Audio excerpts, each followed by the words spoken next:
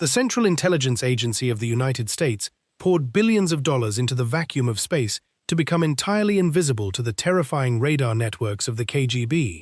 Yet they never could have anticipated that their entire omnipotent telecommunications empire would be fatally pierced by something as primitive as a cheap paper printer.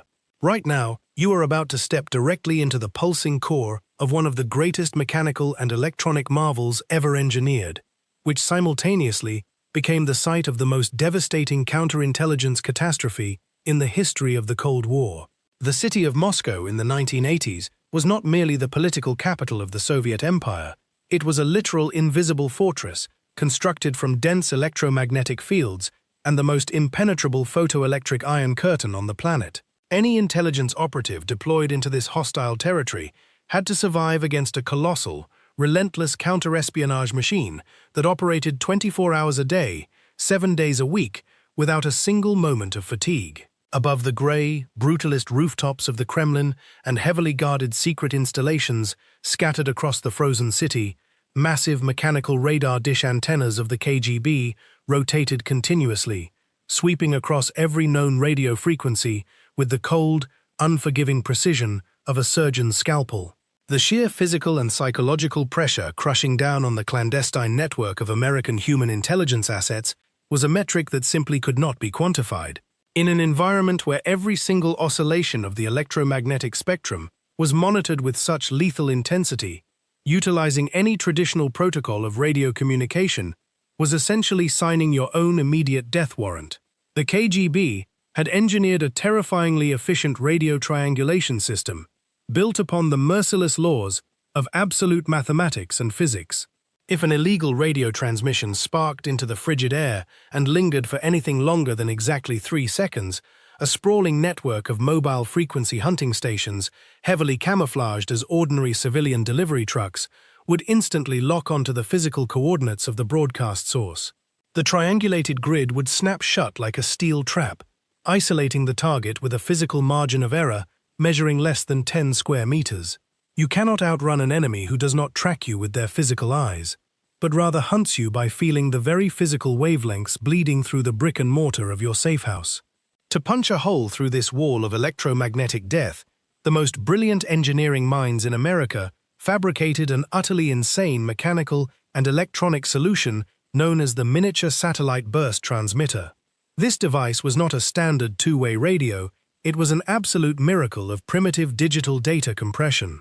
The operating principle of this clandestine machine defied every known limitation of telecommunications physics of that era. Instead of broadcasting a continuous, traceable wave to transmit encrypted text, line by line, this heavy, brick-sized piece of hardware would violently compress a massive volume of highly classified data into one single, ultra-dense data packet. Thousands of pages containing top-secret ballistic weapon blueprints, exact geographic coordinates of hardened nuclear missile silos, and the true identities of an entire shadow network of spies would be subjected to complex cryptographic algorithms. Then the device would accumulate a massive electrical charge and fire it straight up into the stratosphere. This data would strike the CIA's billion-dollar constellation of covert communications satellites, using a highly concentrated, incredibly powerful burst of microwave radio energy. The absolute key that unlocked the invisibility of this technology was the extreme manipulation of time. The entire violent process of discharging that colossal payload of intelligence data into the vacuum of space took place in a matter of mere milliseconds. This microscopic fraction of a second, an instantaneous flash of energy ripping through the ionosphere, turned the transmission into a digital ghost, rendering it entirely invisible to the slow, mechanical scanning rotation of the Soviet radar dishes. By the time the massive mainframe computers of the Soviet air defense network registered a faint, anomalous magnetic disturbance and commanded their servo motors to physically rotate the hunting antennas toward the source of the anomaly, the microwave beam had already completed its mission and vanished completely into the cold abyss of the cosmos. There was no prolonged signal, no continuous sine wave for the enemy to latch onto, leaving the lethal triangulation grid of the KGB completely paralyzed against these supreme electromagnetic pulses. The American covert communications satellite network was an orbital mechanical wonder, floating hundreds of kilometers above the surface of the Earth. Its massive, articulated solar panel arrays absorbed raw cosmic radiation, converting it into the electrical power required to operate the most advanced, hypersensitive signal amplifiers humanity had ever forged. These satellites were armed with highly directional, dynamically adjusting antennas that constantly scoured the surface of the globe, desperately waiting to catch those razor-thin, millisecond beams of energy erupting from the ground. The sheer volume of data being violently pushed through this orbital pipeline dictated the very survival of the free world. Down on the surface, however, the KGB was not sitting idle, deploying their own terrifying monsters of surveillance. The Soviet counterintelligence dragnet was powered by thousands of specialized heavy transport trucks, their cargo bays packed to the ceiling with glowing cathode ray tubes, frequency oscilloscopes, and thousands of electromechanical relays that clicked and clattered endlessly in the dark. Soviet radio engineers worked in a state of suffocating tension, their eyes glued to the jagged, neon-green wavelengths dancing erratically across their photoelectric radar displays. They were armed with advanced broadband receivers capable of detecting the most microscopic electromagnetic fluctuations in the freezing atmosphere.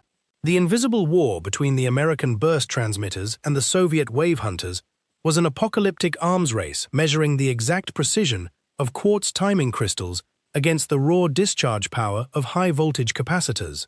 If an American spy hesitated, or if a slight hardware malfunction caused the microwave burst to linger for just 1/10 of a second longer than programmed, the mechanical relays of the KGB hunting trucks would slam shut, completing the circuit.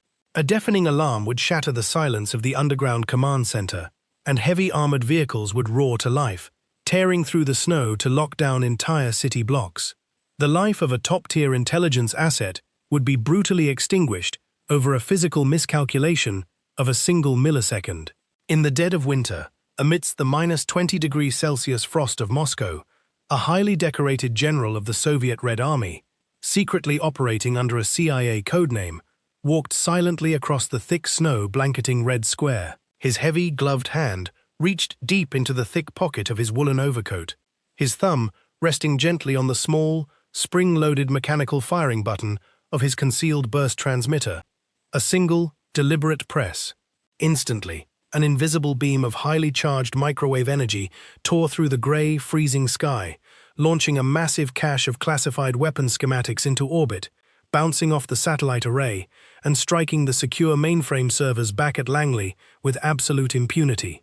This orbital telecommunications hardware network was deemed a flawless, impenetrable fortress of technology, a titanium citadel in the sky that no Soviet interceptor missile or electronic warfare jamming array could ever hope to touch.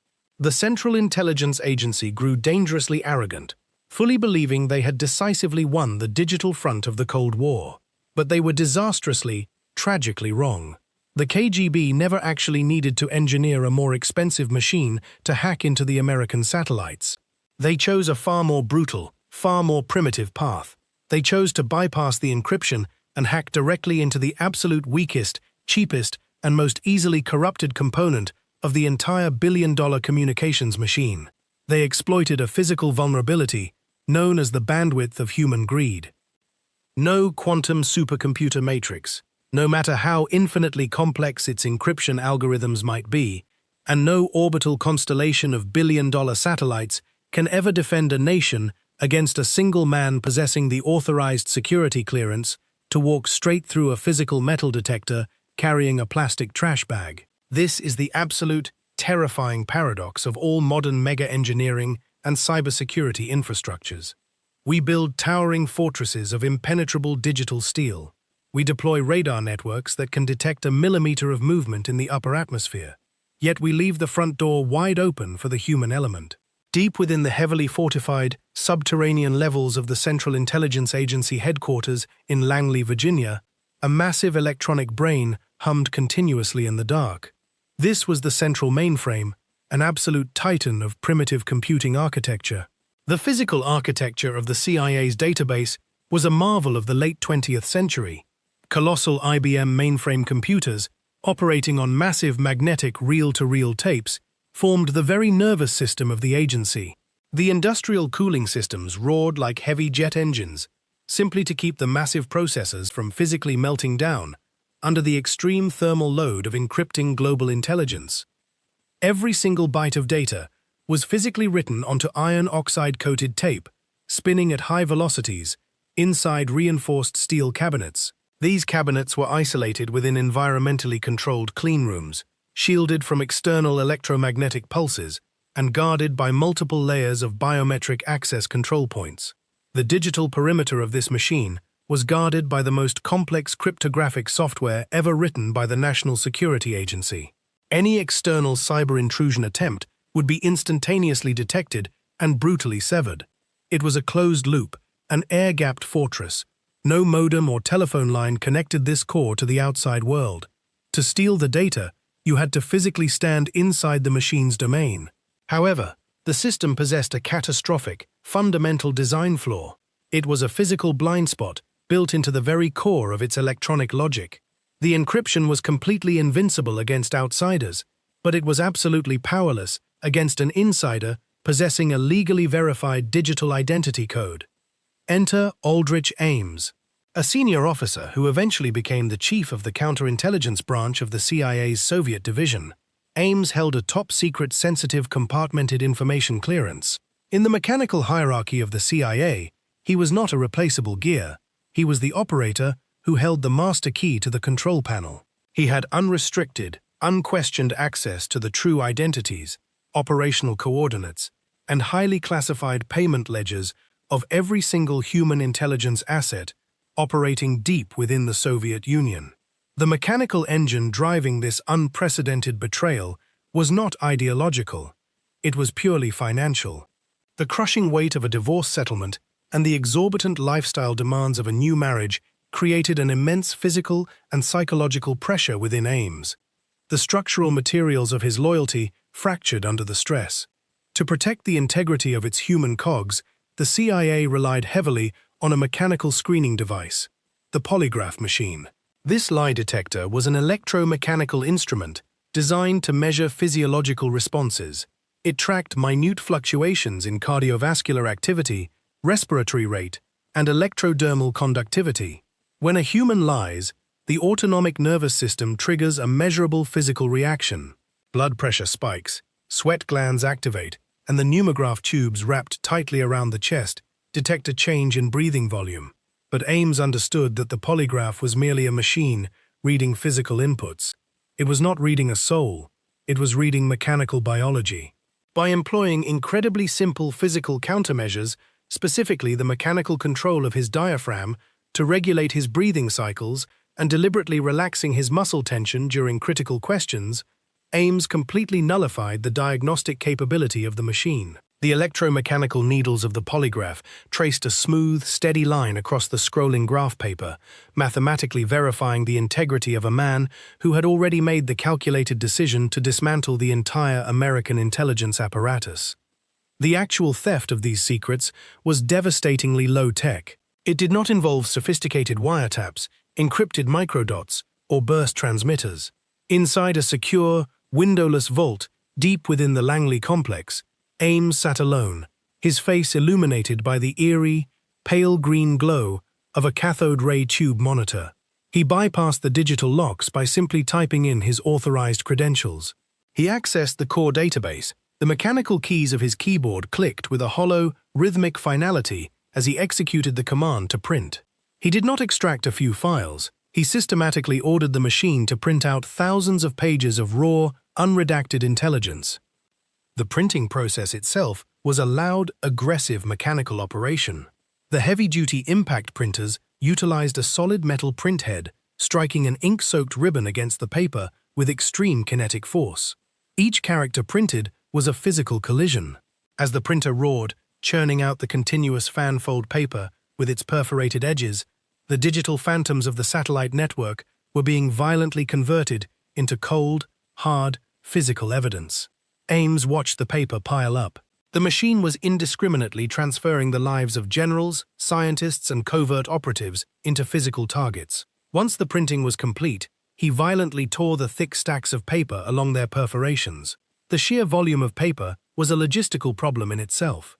How does one smuggle a thick, heavy brick of classified documents out of a maximum security fortress? The answer lay in the psychology of the security apparatus, a fatal flaw in the human programming of the perimeter guards. The security protocol failure that allowed this massive data breach was shockingly simple. The CIA had installed highly sensitive magnetic metal detectors and conducted rigorous bag searches for low-level analysts and support staff. However, a massive procedural loophole existed. The physical briefcases and personal belongings of senior intelligence officers were practically never subjected to full manual inspection. It was an honor system operating within a machine designed entirely for paranoia.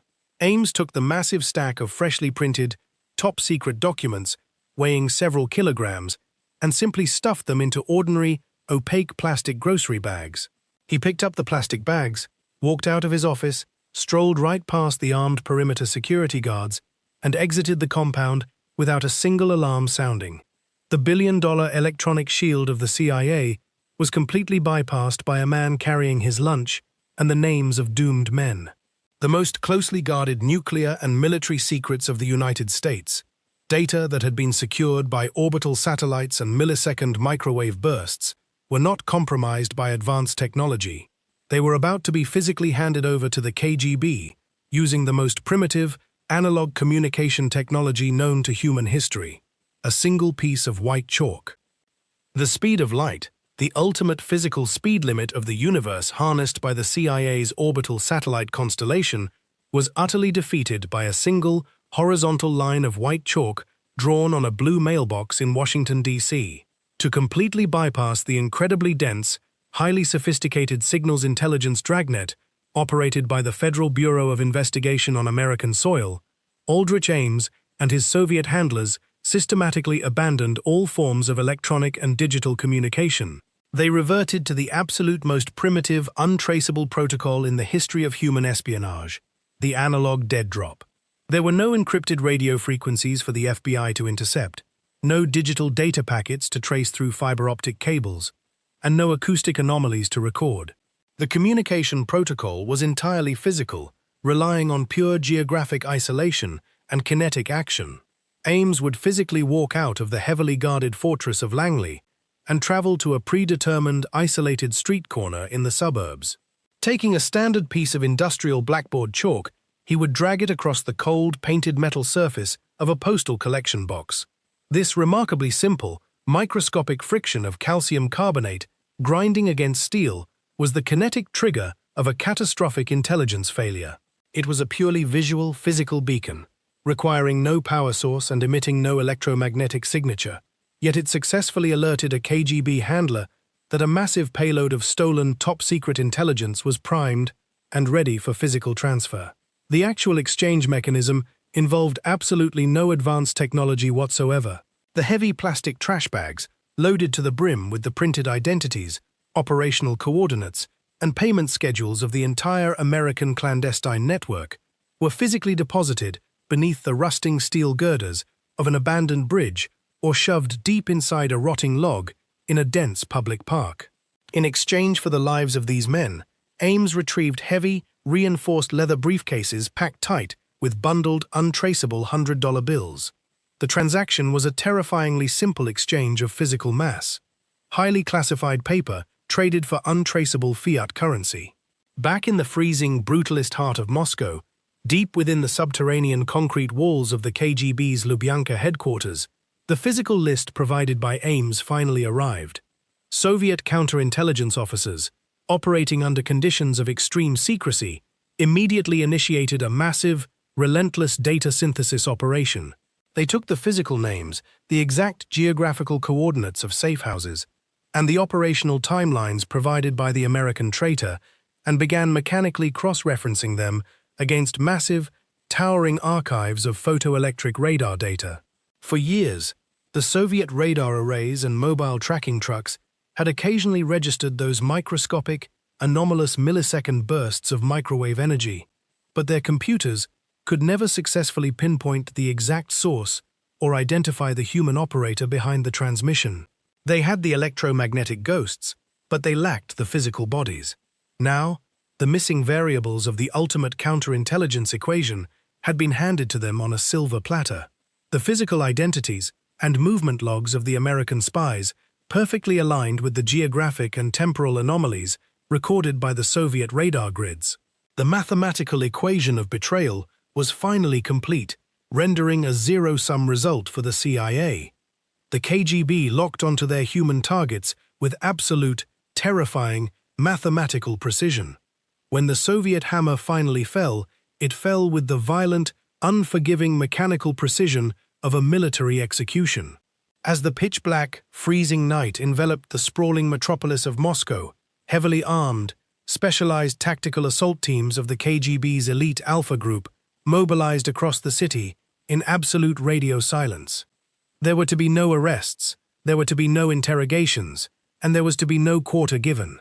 The reinforced doors to the secret apartments of the CIA's most valuable and heavily protected assets, including the legendary General Dmitry Polyakov, the highest-ranking Soviet military officer ever to spy for the United States, were violently breached using heavy kinetic battering rams and shaped explosive charges. Heavy combat boots shattered splintered wooden frames, and the cold, mechanical clatter of AKS-74U assault rifles' chambering rounds echoed lethally through the concrete stairwells. The American spies were brutally dragged out into the freezing night, their decades-long espionage careers and their very lives simultaneously extinguished in a synchronized wave of violence. The highly classified burst transmitters, those absolute marvels of American microengineering that had successfully defeated the Soviet radar nets for years, were systematically hunted down, seized from their hiding places, and physically ripped apart on heavy laboratory tables by Soviet electronics engineers for aggressive reverse engineering. They meticulously peeled back the protective layers of circuitry, utilizing scanning electron microscopes to decipher the highly classified data compression algorithms and the frequency-hopping logic that had evaded their grasp for so long. Every single operational node, every hidden transmitter, and every human cog of the CIA's intelligence network behind the Iron Curtain was brutally, systematically severed. The billion-dollar communications satellite constellation, orbiting silently above the Earth, a supreme technological and engineering achievement of mankind, was suddenly and violently transformed into a blind, deaf eagle. Its massive, highly sensitive directional antennas continued to sweep across the vast Soviet landmass, desperately searching the electromagnetic spectrum for those razor-thin millisecond pulses of microwave energy, but the ground below was completely, horrifyingly silent. The colossal orbital machine was still functioning flawlessly in the vacuum of space, its solar panels absorbing raw cosmic radiation, its heavy processors humming with immense computational power. But its vital intelligence bandwidth was now entirely choked by a terrifying, absolute static of death. The most terrifying operational scenario in the realm of global espionage is not the sudden, catastrophic destruction of your highly classified intelligence network. The absolute nightmare scenario, a situation that paralyzes command structures with paranoia, is when the enemy silently captures your multi-billion-dollar infrastructure and meticulously utilizes it to feed you exactly what they want you to see. For an agonizing period of 6 months, during the year 1985, the entire human intelligence architecture that the Central Intelligence Agency had painstakingly constructed behind the Iron Curtain of the Warsaw Pact over the course of 3 decades was subjected to a total, systematic, physical collapse. The hypersensitive orbital receiving stations of the CIA's satellite constellation, floating silently in the extreme cold and radiation of space, continuously swept the electromagnetic spectrum of the Soviet landmass, but they received absolutely nothing but the freezing, hollow white noise of the cosmos. Without the critical flow of terrestrial data packets, the United States military completely lost its mechanical eyes. They were flying entirely blind over a heavily armed, nuclear-capable superpower. The American targeting computers at the Strategic Air Command had lost the real-time physical coordinates of the Soviet intercontinental ballistic missile silos, rendering their first strike calculations dangerously obsolete. However, the true devastating genius of the Soviet counterintelligence apparatus lay in their supreme mastery of maskirovka, the elite Russian military doctrine of strategic deception, physical misdirection, and psychological warfare. The KGB Supreme Command, operating from their subterranean bunkers, quickly realized that the analysts back at Langley were completely blind to the fact that their entire network had been brutally decapitated. The CIA still trusted the machines. Instead of simply executing all the captured American spies and permanently shutting down the broadcast frequencies, the KGB initiated a massive, weaponized psychological operations campaign utilizing the very American hardware they had just captured. They physically dragged the battered, compromised CIA operatives into heavily guarded, soundproof interrogation cells, placed the seized burst transmitters on cold steel tables, and forced the captured men, often under severe physical duress, to continue transmitting data according to their original, prearranged schedules. But they were no longer transmitting genuine intelligence. The KGB's electronic warfare engineers meticulously crafted highly sophisticated, completely fabricated data packets. They engineered fake architectural blueprints of non-existent experimental weapon systems, altered the physical telemetry data of real ballistic missile tests to hide their true destructive yields, and fabricated massive, phantom troop movements along the European borders. They crammed this weaponized digital poison into the American-made burst transmitters and fired those millisecond microwave pulses right back up into the American satellite network, using the exact encryption keys and transmission protocols that the CIA computers were programmed to inherently trust. Back in the heavily air-conditioned, sterile command centers of Langley, Virginia, senior CIA analysts sat in front of their glowing cathode ray tube monitors, watching the data stream in. They saw the mechanical blips on their radar screens, they read the decrypted telemetry reports, and they confidently briefed the President of the United States on the operational readiness of the Soviet nuclear arsenal, based on this information.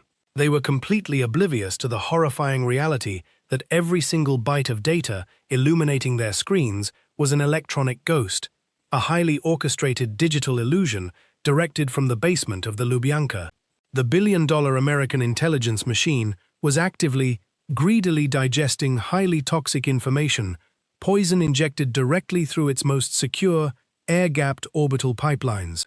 The heart of the American security apparatus had not been hacked by a supercomputer breaching a firewall. It had been infected by a devastating flesh and blood malware. And to finally isolate and eradicate this biological virus named Aldrich Ames, the CIA would be forced to completely reverse their entire operational doctrine, turning their immense analytical power away from the skies and aiming it directly at themselves. The colossal American counterintelligence machine was forced to perform the most agonizing maneuver possible. It had to violently rotate its photoelectric guns inward, aiming its highly calibrated analytical sensors directly into its own mechanical guts to hunt down the traitor, tearing it apart from the inside. A highly specialized, ultra-classified joint task force comprised of elite FBI counter-espionage agents and veteran CIA analysts, led by the relentless operatives Sandy Grimes and Jean Vertefoy, was assembled in absolute secrecy. They quickly recognized that sweeping the radio frequencies for electronic anomalies or deploying more advanced signals intelligence aircraft was an exercise in absolute futility. The leak was not emitting an electromagnetic signature that could be triangulated by a radar dish. Therefore, they aggressively shifted their targeting parameters from advanced telecommunications physics to the cold, hard, unforgiving mathematics of financial fluid dynamics. They developed a primitive but highly effective analytical algorithm designed to cross-reference two entirely disconnected, massive datasets. They mathematically superimposed the exact chronological timeline of the sudden, catastrophic drop in genuine intelligence transmission volume from Moscow against the sudden, anomalous spikes in the static financial assets and banking deposits of internal CIA personnel who possessed top-secret security clearances. When the data matrices aligned, the name Aldrich Ames erupted on their monochrome terminal screens like a massive thermal bloom on an infrared targeting sensor. The mathematical discrepancy was staggering and physically impossible to justify through any legitimate economic model. Ames was officially drawing a standard government salary of approximately $60,000 a year, yet he had recently purchased a massive $500,000 suburban house entirely in cash, without a mortgage. He was carrying premium credit cards with limitless balances, and was casually driving a brand new, luxury Jaguar to the heavily guarded CIA parking lot every single morning. The final, undeniable mechanical evidence that ultimately sealed his fate was not a highly classified, decrypted radio intercept plucked from the stratosphere, but physical, tangible garbage retrieved from a suburban alleyway.